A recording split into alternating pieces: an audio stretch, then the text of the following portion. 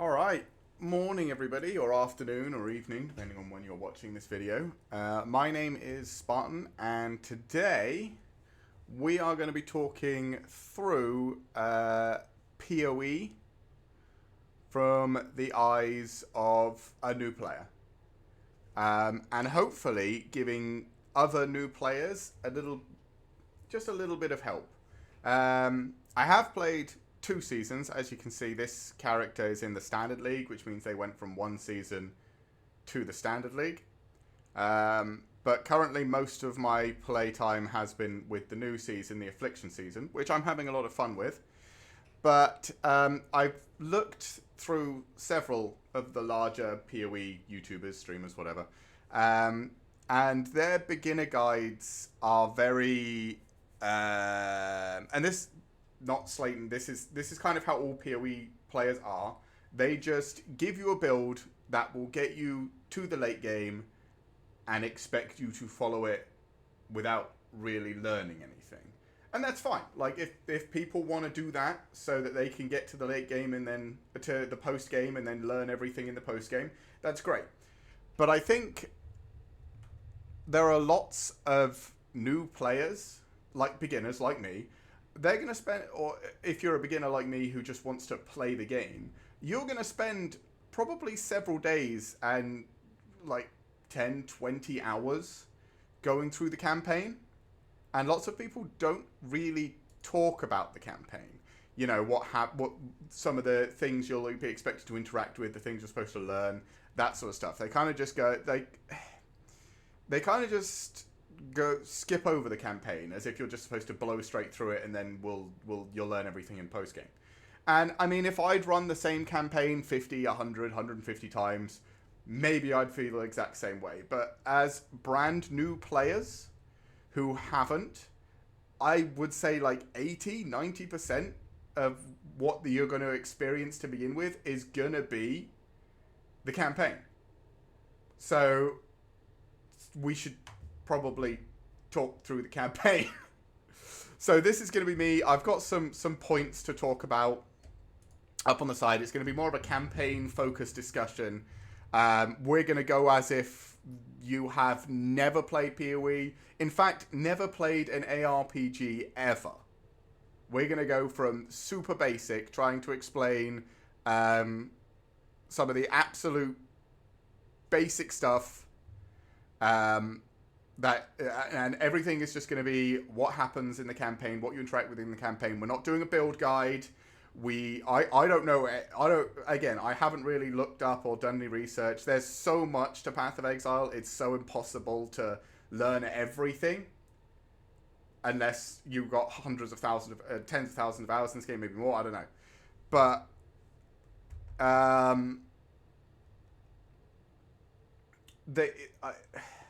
interacting with just a few of the things or the mechanics they give you in the campaign can be overwhelming enough as it is without your guide telling you to blow through all that and then focus on the post-game stuff. Because if you don't know what's happening in the campaign when it gives you, like 5 or 6 different mechanics to mess with if you want to, I mean, you're going to blow straight through that, go to maps, and then it's going to throw like 20 different mechanics at you. You're just going to be completely lost. So we're going to start with, first of all, what happens when you create a character. So it's going to ask you, first of all, where you want to make a character. Now, standard, this is where seasonal characters go when the season is over. So it's not got any of the sort of special seasonal mechanics like the Affliction one, which is going on right now, which we might have a look at. Again, there's a lot on the seasonal mechanic because the seasonal mechanic is new. So if you want to do a lot of research on the new seasonal mechanic, obviously you can go have a look at other people. But so you're probably not selecting standard for your first character. You're probably selecting Affliction. Hardcore is, you know, every other hardcore game's the same. If your character dies, it's deleted. So I wouldn't mess with this one. You want to select Affliction and don't tick either of these. I think Solo Self found, yeah, you can't trade so you're playing by yourself. That's fine, but there's a lot of trading in Path of Exile. So if you want to get a feel for normal Path of Exile, I wouldn't turn it on. And Ruthless, yeah, you get way less items. So it's just like harder. And again, if you're a brand new player, just select the base season. It might not be Affliction by the time that you watch this, but whatever it is, just select the base one, click OK. Then it's going to give you character selection. Now, you won't have this middle character here. We'll talk about... They're an extra character you unlock through the campaign. But basically, each character does their own thing and starts at their own position in that big circle tree that you've seen, the skill tree. So, the Hierophant is strength and intelligence. The Assassin is dexterity and intelligence. The Barbarian is all strength. The Archer is all dexterity. The Duelist is strength and dexterity. And the Witch is all intellect, I think. The Scion starts directly in the center of the tree and gives you more points to play with. Essentially, this is super customizable. It's not good at any one thing specifically. I have no idea how good the Scion is because I've never picked it. And I have no idea if people use it for specific builds. But when you first make a character, you'll only have the first 6. So pick whichever one you think is most interesting for your playstyle. Doesn't really matter. So we're going to skip that and we're just going to load up one of my other characters. But because next we're going to talk about skill gems. Now this probably comes up a lot in other people's information, but a lot of all the skills in PoE come from gems that you socket into your gear. And when gear drops, it'll have different sockets in it. So I could drop some boots that'll have 4 sockets, or I could have these boots that have 2 sockets. The game is very much about weighing up the best stats combined with the highest number of sockets. You want to try, so the most sockets you can get on a chest piece is 6. Most other spots is 4. I think 2-handed melee weapons you can get 6 as well. Again, don't quote me on that. I'm not entirely sure because sometimes they do, sometimes they don't. But for the most part, what you want to make sure is you have enough sockets for your skill gems. Now, it doesn't really matter if you have, 50 skills and you need 50 sockets for those skills, or you've got one specific gem that you want to pump full of support gems, which we'll discuss in a minute. You're going to want as many sockets as possible, which is why this piece of armor here I replaced in the very last act of the game from the piece I'd had since maybe the second act. So there's 10 acts in the game, so from act 2 to act 10 I used the exact same chest piece because it had these 4 colored sockets on it and they were all linked together. And the main ability I'm using, I wanted all of these support gems on it. So generally, sockets, at least for your primary skill, you want to make sure your primary skill, you always have that with the sockets on it. Even if the stats are better on the item, sockets are probably more important than any stats in the early game. I mean, one of the best leveling items for chest piece is a 6-slot chest item that comes with no stats, but it has 6 sockets all linked together. And that's another thing. You see this little triangle or connection here between the 2 sockets. That means the slots are linked. So with PoE, you can have either a number of different abilities, like I have Herald of Ash over here, Summon Flame Golem, Molten Shell, Anger. I have a whole bunch of different abilities. Or you can have one ability that is powered up by multiple support gems, which is what I'm doing with this ability. Generally, one ability with a bunch of support is going to be better than 5 or 6 different abilities. But again, this is not a build guide. You can try out whatever you want for yourself. The next thing I want to talk about is here in options, in game, item filters. This is something that I think a lot of new players probably don't know about or care about. It's pretty simple to set up. You just search item filter PoE. The website is called Filterblade, I think. It'll ask you, it's connected to the PoE website themselves. It'll ask you to log in on your PoE account, and it'll step by step take you through making a filter. Honestly, I use the base filter that it starts with and just click accept, save, and export straight away, and it works fine. And then you just link it. It'll already be linked to your account. You just load it up, and all this does is it hides a lot of the junk you don't need, and shows the items that are actually good for you highlighted, and it also makes a sound. So it makes it very obvious when something comes out. So, you know, if an exotic drops, or, you know, a 6-linked item or something, you'll know about it. And again, it stops your screen getting so massively cluttered, because especially in this league, when you can get bonus loot dropped by fucking everything, it will drop. You will get a lot of stuff dropped. And it can be a bit overwhelming as a new player when you're trying to work through what items you want, and you kill a mob and they drop like 6 brand new items for you. If you get an item filter, it's just going to show you which of the items it thinks are good for you. And you can quickly sort of go through the larger, more brightly colored items and go, I don't think I want any of this. And then get rid of it, because, you know, 90% of our gear in PoE is completely useless. But it's fine, because the 10% that's good, real good. But that's item filters. So first of all, the first thing I probably wanted to have a look at, I'm going to go all the way back. So let's go all the way back. So this is literally like start of the game. So at the start of the game, when you first enter the mud flats, I think is the first zone I interacted with it. This... Is it not going to have it? Oh, maybe I'm wrong, chat. We'll try a little bit... we'll try somewhere a little bit later. Let's try over here. I'm looking for the new mechanic.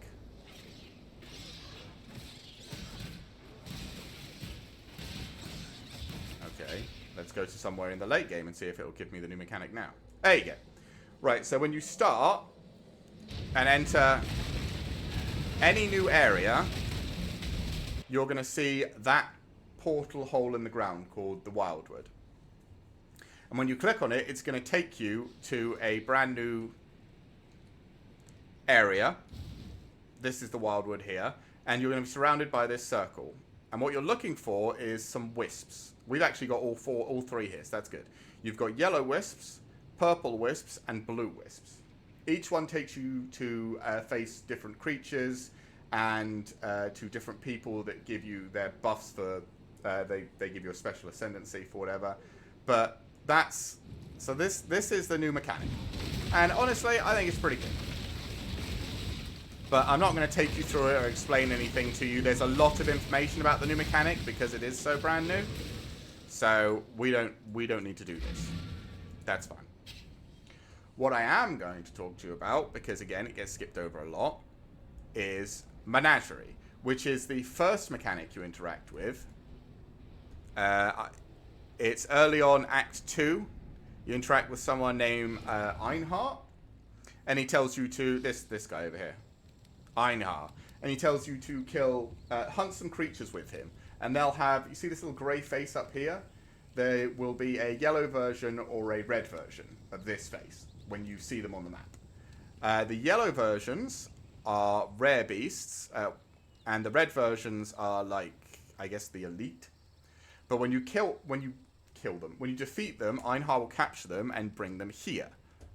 So the rare creatures, the yellow ones, are anything here, and the red creatures, I assume, are these more unique creatures.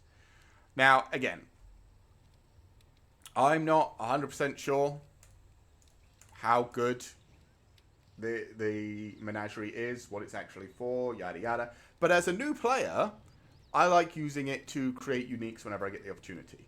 Why? Because uniques are cool. I'm a new player. I don't know what all the uniques are. I don't know that if there isn't one that, you know, is really good for my build or really bad for my build or whatever. So I come here every couple of acts and just, you know, create some cool items because it's fun. You can also get a currency. Currency's always nice to get. I'm assuming there's probably good stuff for these, it's good to do stuff with the flasks, but again, I haven't really interacted with it. I just like crafting myself some uniques because, to me, uniques are interesting. They're build defining, and it means that I can think up other builds when I get one. So the next mechanic you interact with is the hideout mechanic, which is essentially your own little home. So you get to place a whole bunch of things around and a whole bunch of people. All these people might not be unlocked for you immediately. But the most important part is the crafting bench here, which allows you to modify items with crafting recipes. Now, there are a lot of crafting recipes. Most of them you have to unlock somehow through the game. So when you first get the hideout, and the hideout stays around. I didn't realize this because I'd only done one season, but I came back this season and my hideout was still around. I could have gone to it from level 1 if I wanted to, or level 2, I suppose, which was cool. But all of these crafting recipes do reset. So you have to go and find all of these crafting recipes again.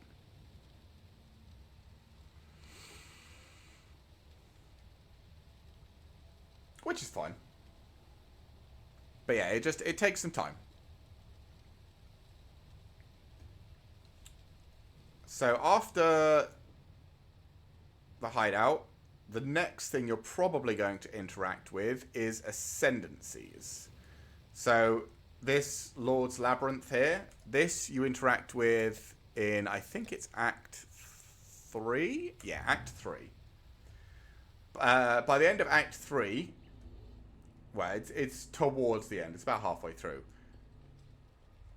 You should... Oh, I just haven't clicked on it. You should get the ability to open this to the Aspirants Plaza and go inside. And there will be... they call it... It's called the Labyrinth or Lab. And you have to work your way through a bunch of smaller areas. There'll be traps. There'll be mobs. You know, it's standard ARPG map, room areas or whatever, just maps, zones, I guess. But every time you go through, I think it's every 1 or 2 rooms, you will have to fight a boss. He's not too strong. He's fine. You should be able to kill him pretty easily. The only problem is if you are weak or squishy and he does just happen to kill you, you get kicked out of the labyrinth completely. So you have to start all over again. So I would suggest not being too reckless because it can be a real pain in the ass. And you have to come back and do the labyrinth a number of times. I've already done it twice on this character. I should really do it a 3rd time. So yeah, you can come back into this labyrinth a number of times. And yeah, this is the first labyrinth you do, and then you unlock another one, and then there is a 3rd one, and then you can do an eternal one, which is just, you can keep going.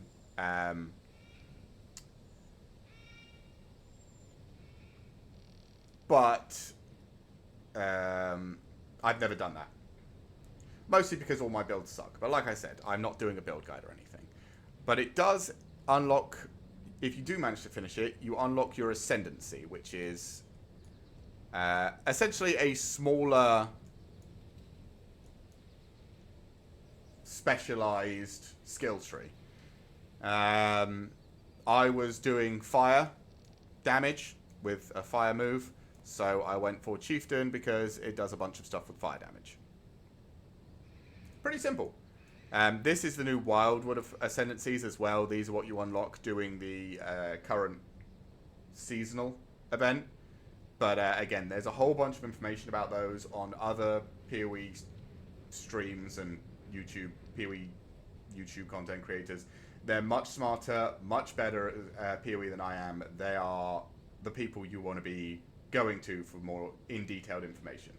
This is just a super simple, basic run-through of the campaign so that you can understand some of the things that you interact with in the ad campaign and, maybe not get completely railed, because when I first did my ascendancy, I think I died to the boss like 3 times and I kept getting kicked out and it really annoyed me. Anyway, so try not to die to the boss, because if you do, you'll get kicked out.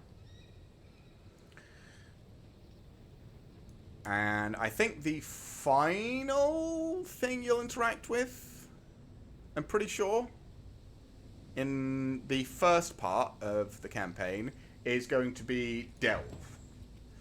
So Delve is a little bit weird. Essentially, you occasionally, in a zone, you will find little croppings of sulfite, and you click on them, and Nico here will come and mine them for you, and it'll gather up some sulfite. And this sulfite you use to power a cart, which will drive to different places. You see it costs sulfite to go here, and you can only go to adjoining areas, and each area will contain different things. These are containing weapons, these are containing armor, some will contain azurite. Azurite is what it allows you to upgrade the cart itself, to give more light and all the it's a very self-contained mechanic. You, apart from the fact that you have to find the sulfite out in the world, you essentially use the cart to farm the azurite to upgrade the cart, so you can go deeper to farm azurite to upgrade the cart, so you can go deeper to farm more azurite. And then also you get loot while you're doing it. But the loot can be pretty good. Like, you can find specific items like jewelry or currency, and it goes deeper as you level up. So because I'm, level 70 or something, I can go down here. I didn't really get into Delve when I first played it. I've done a little bit more this time round, but I kind of just stuck around to the early stuff and was trying to farm azurite to upgrade the minecart. I do know if you can get past Delve level 200, which I can't even see, I don't even know where we are. I'm at level depth 43. So if you can get to past depth 200, which I assume means you have to have a really good build and also do a lot of Delve to have all the upgrades and have pushed that deep. I know there is a crafting recipe that you can use at that crafting table in your hideout to make a chest piece a 6-link, which sounds like probably the best thing in Delve, because making any chest piece have 6 links on it can be really good, or any chest piece you can modify at a crafting table have 6 links in it is probably really good. But again, I haven't interacted too much with Delve. Because you have to follow the cart while it's, so from here to here, you'd have to walk with the cart on its little journey. My first time I ever played, I was playing a totem build. So obviously you have to summon the totems, let them kill things, walk forward, summon the totems. It was a real pain in the ass. It didn't work. So for builds where I had to like move around, as in or game modes where you have to move around like I do in Delve, it wasn't really working for me. So I never really got into Delve. I've tried a little bit more this season. Like I said, my build is a bit more mobile, and it was actually pretty good. I might do some more Delve. It's just nice to have something you can stop working your way through the campaign and just do some easy Delves, just maybe get some lucky gear or something. It's probably not going to be better than what you're wearing if you push pretty deep and you're just doing the early stuff. But you can sell it. Maybe get yourself some extra currency. It's not awful. Seeing as the currency can be used to modify items in this game, just grinding out some stuff and selling it for some currency is not the worst.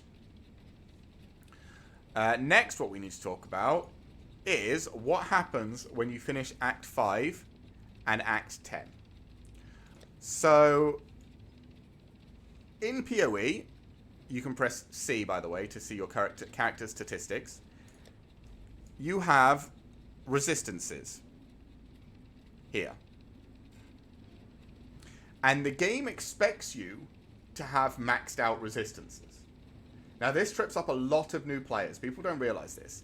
You are 75% is the max. My fire resistance is one higher because I have a node in my tree. But you are expected to have 75% resistance. Because a lot of things will hit you with elemental damage. And it'll hit hard. When you complete Act 5, you lose 30% to each resistance. And when you complete Act 10, you lose a further 30%.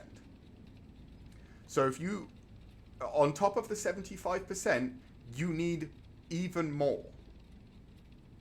And if you don't realize that, if you don't have, because you can probably get through the whole first 5 acts without even realizing resistances exist.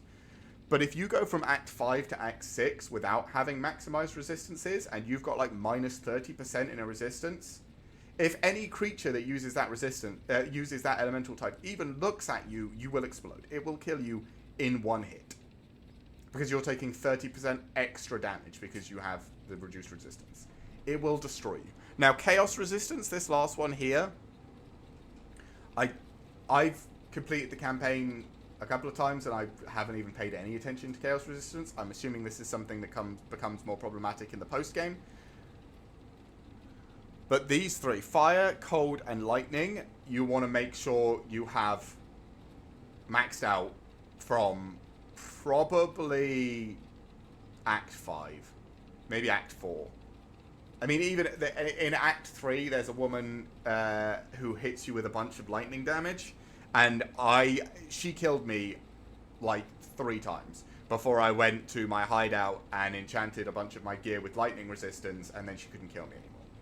It is very important that you have these maxed out, and that you keep up with the reductions that the game throws at you. Very important. So the third mechanic you will get introduced to. So this is, you are going to be on Act 6 at this point. So you've completed the first 5 acts, you're going to be on Act 6. And pretty much immediately it shows you these rogue marks here. Sorry, I'm going to have to go to my hideout or town. Let's go to the hideout, just to be easy. Right. It shows you these rogue marks here, which you can click and go to Rogue's Harbor. This is for the heist mechanic. Now, the heist mechanic is something that I quite enjoyed when I first played. Again, because it allows you to... my build of totems the first time I played was actually really good at it. So the way the heist mechanic works is you go in, you pick a heist. I have a number on me, right? These are special heists that unlock characters or upgrade characters, and then you also can collect heists. I have a bunch in my stash tab. Here, some more heists, contracts. These are all heists that I've picked up through smuggler caches through the game, which it will introduce you to. And then you bring them here and you talk to Ada the Wayfinder. Give them the contract, and they will essentially open what is a little mini zone. And you'll go in, you'll kill some enemies, and there'll be some chests. And also a bar for how much detection. So how much you've been detected. I don't think killing anybody messes with your detection, but every time you open a chest or unlock a safe or anything like that, try and actually get some loot out, it will increase that bar. And when you fill that bar, or when you get to the end and unlock any of the special display cases or safes at the end, the alarm will be tripped and enemies will just start spawning. So then you kind of just have to run out as quickly as possible, fight your way through everything that's there, and escape with the loot. Now, generally, apart from these ones here, which these contracts, again, are like special contracts to upgrade the people that you can take with you, because there's a number of different people in this area, like Tibbs is one here. He's someone you can have come on heists with you, and you can give him items to upgrade him. And taking him on heists, you know, makes him better and yada yada yada. It's another sort of very self-contained environment, but I quite enjoyed this one. And at the end of most normal heists, the ones that I've got in my stash, there will be usually 3 or 4 different like containers which will hold a unique. So you can see the uniques and you can pick one of them, and then I think the rest of them get locked down if I remember correctly, and the alarm goes off. So you always come out of these heists usually with a unique, and there's also usually some nice like chests that drop a bunch of currency and safes and all that. It's actually pretty good for farming just stuff. I personally really enjoyed it. Again, I know some people really don't. And I don't think it's particularly good for you to invest a massive amount of time. But as a new player, just play all of the new things and see which one you enjoy. Again, maybe take hour and a half off from the campaign if you're getting a bit tired of just grinding through the campaign. Just chill out with some heists or some delve, or, you know, clear some things in menagerie and craft yourself some interesting uniques. You know, just chill for a bit.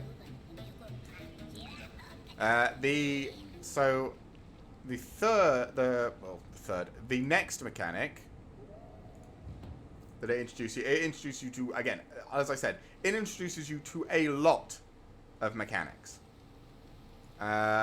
Is the temple mechanic, which is this woman, Alva, the Master Explorer. So, with Alva, what happens is she'll open portals for you, which will teleport you into areas with a whole bunch of people, and you will essentially have a time limit. And you have to keep killing creatures as quickly as possible to find one of the creatures in the area will be holding a key, and you take the key to one of the locked doors and use it to unlock one of the links. And then when you finish, you can travel to the temple and work your way through the different rooms. And each room will do something different. I haven't really... My builds have never been fast enough to actually do this, because I'm not using... I don't like, you know, using other people's builds. I'd like to try and work out what's good and what's bad by myself. So all of my builds are bad.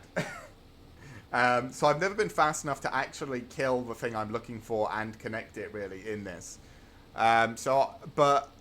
Speaking with one of my friends who also plays PoE and has spent a bit more time on this, the temple can give you a lot of really good stuff.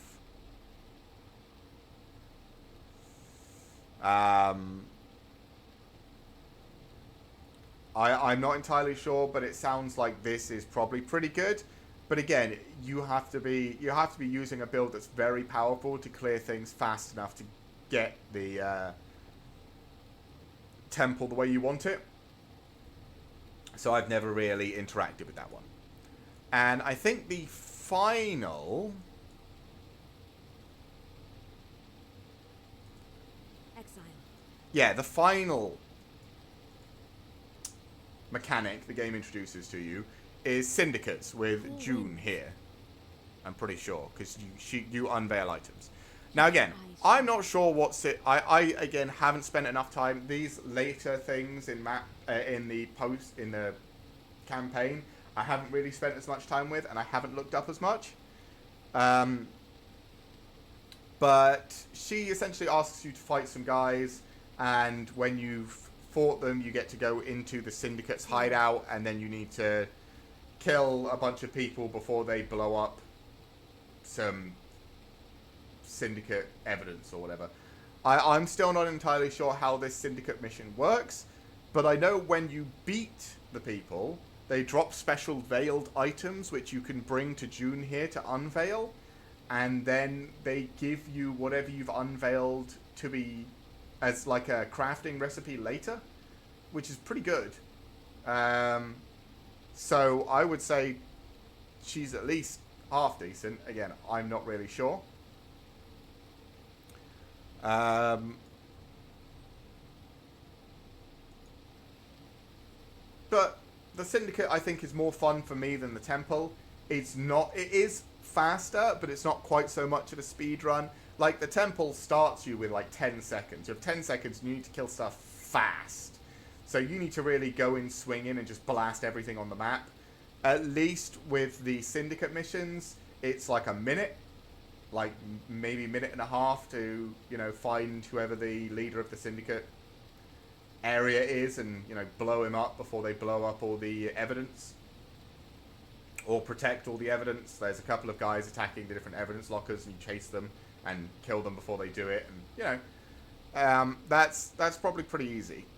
That's probably easier for me, at least. And it's pretty good. And like I said, the veiled items, just unveiling them can be, you know, really good, especially for like other builds.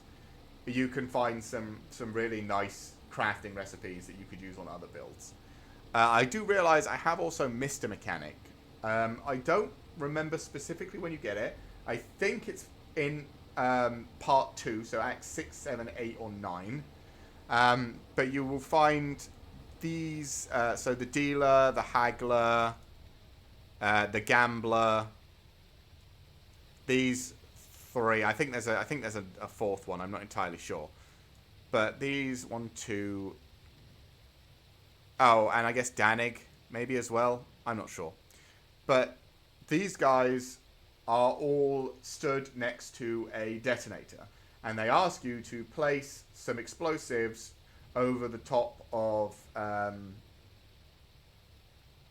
some buried or some marked buried treasure and buried creatures, and there's some extra like nodes you can cover that increase the quantity of loot dropped by the creatures. And I don't remember what it's called, but a lot of people seem to think it's quite a fun mechanic. I quite enjoy it. The only thing I would say is make sure you place the explosives as far apart as possible, pretty much. You want to try and cover as much as possible to excavate as many chests and get as many creatures out of the ground as possible, because they'll all drop loot. And they drop a special specific kind of loot, which you can use to trade for items specifically from these people. This stuff here: Broken Circle, Greater Broken, Grand, and Exceptional. Again, they seem to... I think, remember talking to people that they are pretty good for specific things. I haven't looked into it. I'm not sure. It doesn't really come up in the campaign because you don't do it enough. But if they have an item or some loot that you find interesting in their shop, I would say just buy it. Why not, right? Like, again, you'll probably, as a new player, you'll probably finish the campaign, move on to the post game, and then realize, like I did, that your build maybe isn't as good as you had hoped, and you'll either start a new character and go through the campaign again, and by that point you'll know what's coming. You'll also already have unlocked a bunch of it, so things like the menagerie, the hideout, delve, the heist, all of that. It doesn't give you the whole here's what you've unlocked again, because you've already done it on one character, so you know it.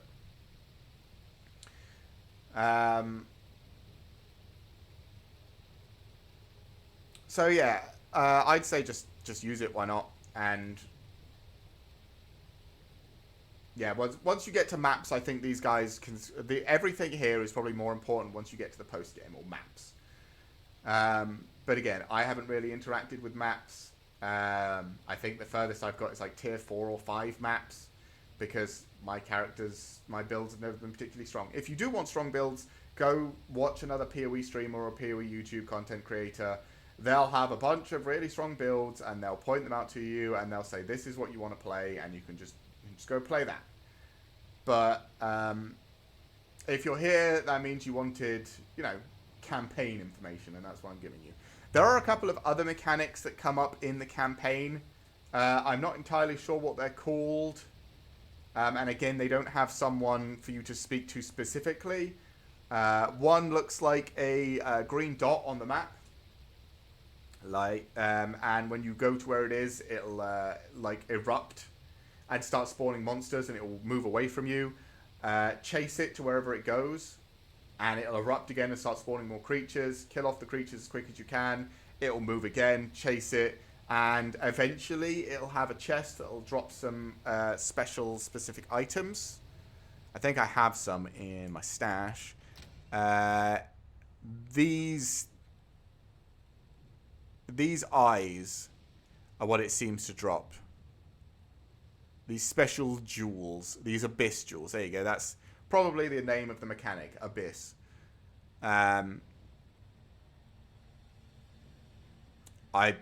Again, they're probably good. I haven't done it too much. It only shows up 2 or 3 times in the campaign. But it's good fun. You just run around, chase it, kill everything. I quite enjoy it. And the other one is like a strange, swirly, grey portal mirror that mirrors you when you approach to it. I think somebody said it was called delirium or something. I'm not entirely sure. But when you walk through it, it'll start spawning more mobs. And the more mobs you can kill in essentially a time frame that steadily goes up if you're killing things fast enough, the greater the rewards. So again, I think that's where I got this chest from, but I'm not sure. Maybe I got this from the the belt from, but I might have got this from the abyss thing because again, it's got abyss sockets. So, but yeah, it's like a grey swirly mirror that mirrors you, so you'll see 2 of yourself when you walk close to it, which is a bit weird. But when you go through it, it'll start spawning a bunch of ads. Run around the map as fast as you can, clearing as many ads as possible, and then a timer at the top of the screen will tick down if you're not killing fast enough, or if there are no mobs left and you can't kill anything anymore. And when it ticks down to 0, a bunch of loot will spawn on top of you. Again, these are all just ways of getting extra loot, I guess, but I wanted to go through everything that happens in the campaign and specifically highlight, some of the mechanics. Because a lot of people, like I said, a lot of the other PoE, and these guys, the other PoE streamers and the other PoE YouTube content creators are much better than I am. They have thousands of hours in this game. If you want to know really how to play this game, don't watch me, go watch them. But after thousands of hours, I can see why their view on the campaign is to do it in 2.5 hours and be done. But as a new player, that's not how it's going to work. You're going to probably spend 10, 15 hours in the campaign, even using a super jacked up build, even if you are copying their build. And if you don't want to copy someone's build and just want to try out your own build, you can complete the campaign. The campaign is doable on, I'm pretty sure, just about every build in the game, as long as you are keeping your resistances up, you get some health and some armor and things like that, and put some nodes like in here, put some nodes into maximum armor and maximum health, stuff like this, so that you're not, completely flimsy and don't get one shot. Or even if you are really flimsy and you do get one shot, get yourself some minions. There's a bunch of minion items that even I have. Like, look at my little fire golem dude running around. And they can help tank for you. Any build you want can function. I mean, I'm currently this character is kind of, I think, as far as he's going to go because the build isn't very good. But I have another character, my witch character, who is playing what I'm dubbing Poor Man's Absolution. Because Absolution is a really good skill. It does a bunch of lightning damage and spawns adds that attack for you when you kill things with the lightning damage. And what I'm doing on my witch is using the arc, which is a chain lightning skill, and a bunch of zombies. So I have the minions and I have the lightning damage, just not on the same spell. That's not to say I don't have Absolution. I actually have a character who's using Val Absolution, which is the better version. Oh, I suppose I haven't spoken about Val maps either. There is another mechanic. Again, I might forget some mechanics, and I'm sorry if I do. There is another mechanic called Val, V-A-A-L. You get some items for Val stuff as well. It'll be... Yeah, like a Val orb, and oh no. And in my gems here, I have some Val gems. There you go. Here's one. So when you see what looks like a red door on your minimap, it'll be a Val zone, which will have some modifiers to it. More creatures. Creatures will do more damage or have specific kinds of damage or whatever. When you get to the end, there'll be a boss. They'll probably die pretty easy. And then there'll be what's called a Val vessel. And when you open it, it'll give you some loot. Usually some items, a couple of Val gems, and maybe even these sacrifice things down here, which are used for post-game, so we're going to ignore that. And Val gems come with... So I'm currently using, Val Molten Shell, which gives me normal Molten Shell, which is nice. And it gives me a super upgraded version of Molten Shell called Val Molten Shell. But this requires me to kill things to charge. So all Val skills are the same. So this is Val Firestorm, which gives you Firestorm and Val Firestorm. But to use Val Firestorm, as it says, you need 35 souls. Which means you have to kill 35 creatures, and then you'll be able to cast Val Firestorm. Which is a much better version of normal Firestorm.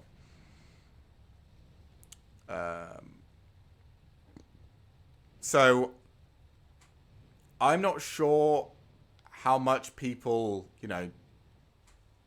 use Val skills over normal skills. Perhaps all of the best builds are all using Val skills instead of normal skills.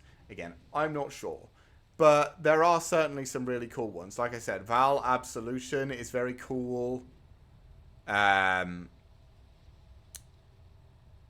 like the Val Molten Shell just to give myself an extra defensive. Or an extra strong defensive. And there's a lot of them. You get a lot of Val skills if you do them during the campaign. So, I mean, whatever skill you're using, if you find the Val version of it, slot the Val version in instead. It'll start sort of low level. But the skill gem should level up pretty quickly. And,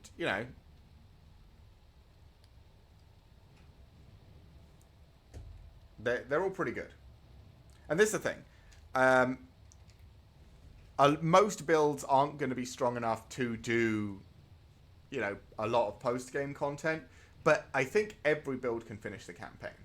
So if you're stressing over the giant talent tree and all of the items in the game and the hundreds of skill gems, especially since they've just added hundreds of new skill gems, I wouldn't worry too much about it. I'd start the game, pick the character that you like the look of, and just work your way through the campaign. You'll get a bunch of cool loot, you'll get some exotics, you'll get some interesting new gems and skills and all that, and maybe halfway through you'll find a skill gem or a unique or something, and you'll look at it and go, oh, I could do something cool with this. And then you'll start trying to do something cool with it. Like I said, that's what happened. When I got... So playing this character is where I got the Val Absolution drop. And as soon as I got the Val Absolution drop, I sent a message to my friend who plays this and said, hey, do you want to level with my Absolution character? So we both started new characters, and I started using Val Absolution. And I'm probably not doing it correctly. I'm playing it on the Hierophant. I think apparently you're supposed to play it on the Witch with Necromancer or something. I'm not sure. But, hey. Again, if you're only looking to work your way through the campaign and see what PoE is like, I would say you don't need to worry about the, all of the post-game content, doing maps, beating the Uber bosses that everyone talks about, or anything like that. Like, that's all cool, and one day I'm sure most people would like to do that. But if you're a brand new player, like someone who's never played PoE before, and you just want to see what the game is like, don't worry too much about any of that stuff. Just make a character, start playing, and see how it feels. And eventually you'll get to the end of Act 10, and you'll play maps, and you'll realize your build is either trash, or it seems to work fine, and then you'll only be able to get so far, and then you'll want to try something else. Maybe you'll modify the build you're currently using, or maybe you'll go to one of these much better PoE streamers or PoE YouTube content creators that are out there and see what they have to say. Maybe follow one of their builds. But this talk today was more about me going through the campaign and making sure people understand that while PoE is incredibly complicated, absolutely massive, and you can do just about anything, you can play just about any way you want in it, it's not that hard. Like, as long as you just, want to play through the game, it's not that complicated. Just interact with each mechanic as it comes at you, one at a time, and by the time you get to the end, hopefully you'll have had a fun game of it. I mean, it is free to play. I mean, yes, I did spend all these extra tabs here that have specific items in them. I did spend some money on these, but that was only after I had completed the campaign, I think on my first character, and decided I wanted to try making another couple of characters, which I have since deleted, but they were in the standard realm, so I wasn't too fussed about them anyway.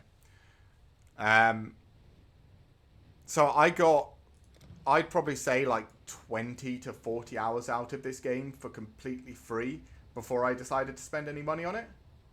And I mean, compared to some other action RPGs that will remain nameless for the time being, 40 hours of free enjoyment is, astounding. So if you're on the fence about trying PoE, or you think, you can't possibly put that much time into learning PoE or anything like it's too complicated, there's too much, there's no way, I see where you're coming from. Now, I will say Path of Exile 2 is supposed to come out in a year, maybe two. And when that drops, hopefully it won't have all of the extra stuff on top that Path of Exile does.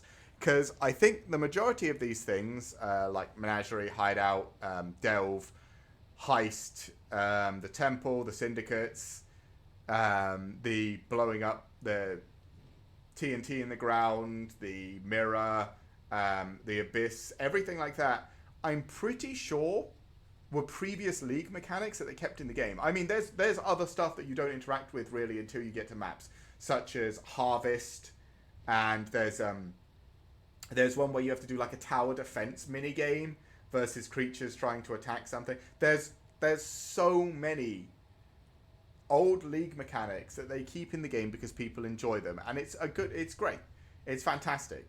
There's too much of it, I think, for new players to really wrap their head around, but you don't have to.